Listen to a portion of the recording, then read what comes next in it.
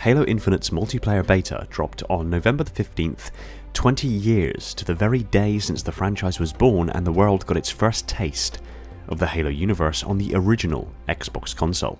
People are loving the gameplay, the maps, the weapons, and the overall feel of this addition to the Halo franchise, with some rather unanimous opinions on the progression system and a need to look at it again to fix what most are saying is the only real major complaint of the multiplayer experience.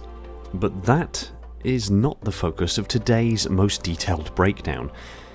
During the tutorial missions of Halo Infinite, your Spartan finds themselves riding a Pelican with fellow Spartans including Commander Agrena to the Avery J. Johnson Academy of Military Science. Here, your Spartan's journey to saving humanity begins. But the real story here is this frickin' sandwich. Shit. It's, your sandwich. Sorry, Marine. Anyway, let's get to it and analyse this sandwich. That is genuinely something I didn't think I'd say on this channel. So first off, the bread. It outwardly appears to be a simple white bread with evidence of a light toasting, as indicated by the griddle marks across the bread. As for the sandwich filling, this sandwich has a crispy lettuce, thick cut salad tomatoes, red onion cut in equally thick slices, a couple of slices of cheese, and a meat filling which is proportionately tiny compared to the other fillings. The meat itself, while unidentified at this stage, looks to be a type of processed sliced ham. I would suggest moa might be the meat in question, but since the moa bird here on Earth went extinct due to human hunting in 1445, moa isn't exactly a meat that is immediately available to us, and even in the Halo universe, the moa thus far have only been seen to occupy Reach, which was glassed in 2552, so in place of the moa I would assume the meat is basically in line with what we already have in sandwiches already. Now when you weigh up these ingredients, it appears to make a pretty solid sandwich, but there is only one real way in which we can determine whether this truly is a decent sandwich, and that is, well, to make it. And there is only really one decent way to make that happen. Hey baby, I hear the blues are calling, toss salads and scrambled eggs. Hey guys, welcome back to Binging with Installation 00. I can't keep that accent up, it's far too complex to maintain that through all of this video. So first up, let's just focus on recreating the sandwich exactly as what we've seen. The bread needs to be toasted, so first things first, 2 slices of white bread straight into a griddle pan and turn that bad boy up to high. Be sure to keep a close eye on this so you're not likely to burn the bread. I'll just move the handle around so it's all the more likely that I'll knock it on the floor. Next up, we'll get the tomatoes. Now, I don't know if it's a limitation of the graphics or whether it's literally just, it's got really, really thick additional ingredients, but we're looking at cutting this tomato around about a centimetre a piece to go into this. So we're going to make 3 to 4 slices of extremely thick cut tomatoes to go into our Infinite sandwich. We're also going to make sure that we're going to check the bread every few seconds to make sure that we're not burning it. This is already very lightly toasted on one side, barely even brown, still white. But nevertheless, we're going to keep a close eye. We'll just move that over there. We'll take the top of the onion clean off and then immediately return to our bread because we thought that it was burning. In fact, it's just the water content in the bread evaporating, and for some reason this isn't toasting evenly, so I've got to move the bread around a little bit. Back to the onion, we're looking at matching the thickness cut of the onion in line with the tomato because, again, we're looking at extremely thick ingredients on this sandwich. If nothing else, we can pretty much guarantee that this sandwich is going to have some pretty hot flavour imparted to it by the red onion. We'll just stick the knife in the board like a boss and double check that we're not burning the bread. We're at the teetering edge of perhaps too toasted there, but that's fine. We'll turn that off and we'll move this out of the way. Next, very standard iceberg lettuce. We're looking at tearing off a leaf, maybe 2 leaves of an iceberg lettuce. Make sure it's nice and crispy. There's nothing worse than some limp, soggy lettuce to spoil your otherwise gorgeous and well-constructed sandwich. I just inspect these. We don't want them too big. Torn, but perhaps not shredded. Next up, 2 simple slices of mature cheddar. I thought it was burger cheese, but it seems more likely in colour to be cheddar. And next, some very simple, wafer-thin honey roast ham. And these are our ingredients. Now it's simply a case of assembling our sandwich in the correct order. Now, we don't have any sandwich in life, especially here in the UK, without buttering the bread first. I don't know what you guys do over in States, but that's sure as hell not what we do here. We make sure to butter the bread. We're using Lurpak in this particular situation just because it's what I had to hand because of everything else I was cooking at the time, so we'll stick with that. Now, start with the iceberg lettuce. We're going to arrange in thin slices on the bottom as a nice little bed. We're then going to take our tomatoes and make sure to position them close enough to the edge that they're actually going to be visible upon the final completion of this sandwich. Nice thick tomatoes in place. Next, the red onion. I think I got the red onion and the tomato here the wrong way round, but hey, it's not the end of the world. It's still the same ingredients, and this is seriously going to be a hot sandwich. A little bit of seasoning of salt, and another little seasoning of fresh ground pepper. It just makes the salad all the more interesting when you're actually eating it. Finally, the cheddar cheese to go straight on the top, and gently arrange our honey roast ham nicely on the top of the cheddar cheese. This is looking to be a relatively accurate recreation of the sandwich from Halo Infinite. We're now going to take the top piece of bread, put it down on the top, give it a squeeze, and there we have it. This is actually a strikingly accurate recreation of the Halo Infinite sandwich. The bread, the lettuce, tomatoes are thick and poking out of the side, including the onions, which are likely to blow your head off. And of course, this wouldn't be right if we wouldn't do a nice little cross-section in true binging with Babish fashion. So just cut straight down the middle, pull those 2 parts nicely aside after leaving the knife in the board like a boss once more, and there we go. It's a relatively good cross-section of a sandwich, and hey, we ain't going to make this for any other reason other than to taste it, so we'll just have a taste, and yeah, all in all, it's a good sandwich. It's a solid sandwich. There's no complaints here. The ingredients are nice, but there's a distinct impression that we could probably do this a little bit better. That onion is definitely very strong. So, let's have a look at upgrading this a little bit.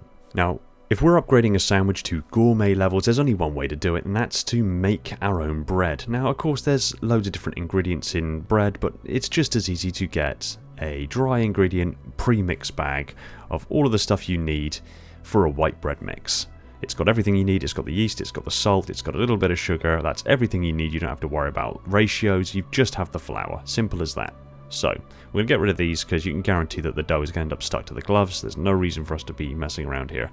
So, quite simply, empty the entire contents of the flour into a large mixing bowl. Making sure that you've got everything out of the bottom there. It's always a good idea just to give it a quick whisk. Make sure that you're aerating it and also that there's not any particularly hard clumps of flour inside of the bowl. So that way we are making sure we're getting as good of a dough as we can get, given that it's a premix. Quite simply, we're now going to add 330 ml of warm water to this mix. The heat will also help the yeast to start digesting the sugar and give it something to nom on, and that'll allow our dough to be a little bit lighter and a little bit fluffier. And ultimately, minimal mixing just to get the gluten going. I'm just making a complete pig's ear of this here. It's been a long time since I've made bread, if I'm quite honest, but hey, there's our dough ball. Now, quite simply, we're going to heavily flour our surface, just because, alright, I said heavily, not literally, like that's ridiculous. Okay, that's a bit too much. That's okay, that's enough. That's fine. Okay, so now we're just going to knead our dough for the next 5 minutes. I'm not going to force you guys to endure me kneading dough for 5 minutes, so a little bit of fast action is fine here. Additional flour if the dough gets too sticky, and just keep kneading for the full 5 minutes until you're left with a rather lovely little ball of dough. Not too sticky, not too tacky, not too dry. You're going to then roughly mold it into the shape of your loaf tin, set it inside of the loaf tin, make sure that it's sort of half filling up the loaf tin altogether, and then we're simply going to wrap this with plastic wrap and put it somewhere warm for, well, about 30 minutes or until it's doubled in size, and for me that's in my office for some reason. While we're waiting, we can always clean up the mess that we've made with the 14 tons of flour that we've decided to pour practically everywhere, so there's no harm in doing a little bit of cleanup while you're waiting the 30 minutes for the dough to rise. I forgot how irritating it is to get flour out of every nook and crevice in your kitchen, but hey, there we go. Lesson learned.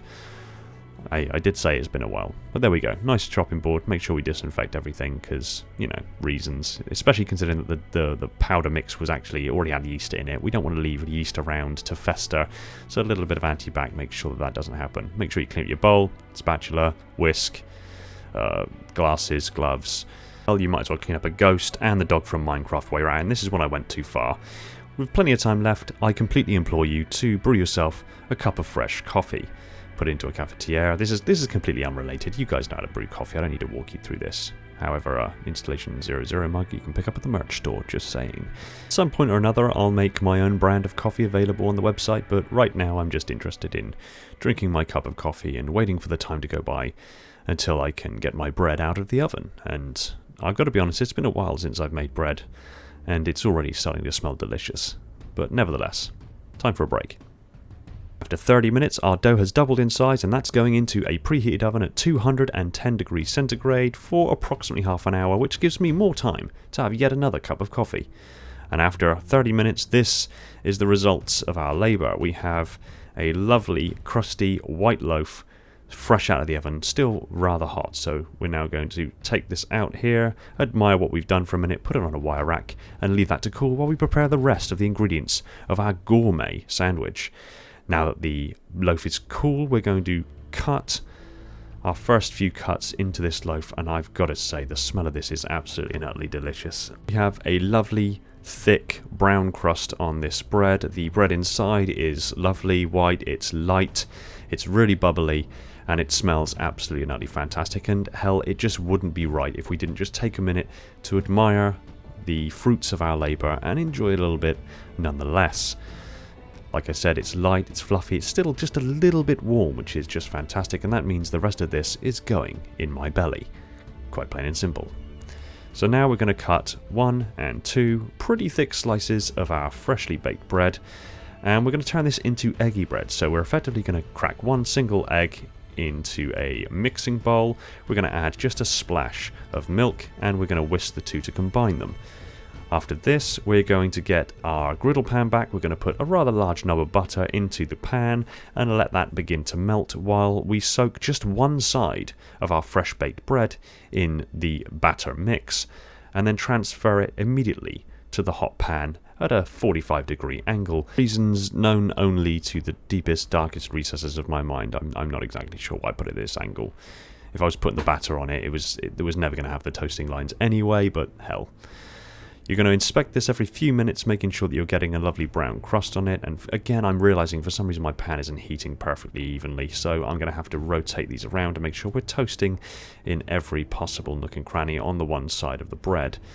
And we'll just leave that there for a few more minutes to toast up nicely. And once we have a lovely toast on both sides, we're going to remove it from the heat and put it aside to cool while we prepare the rest of the ingredients. Now we're going to put a rather obscene quantity of butter back into the pan, and we're going to then remove one single clove of garlic from a bulb. We're going to take off the tip, take off the base.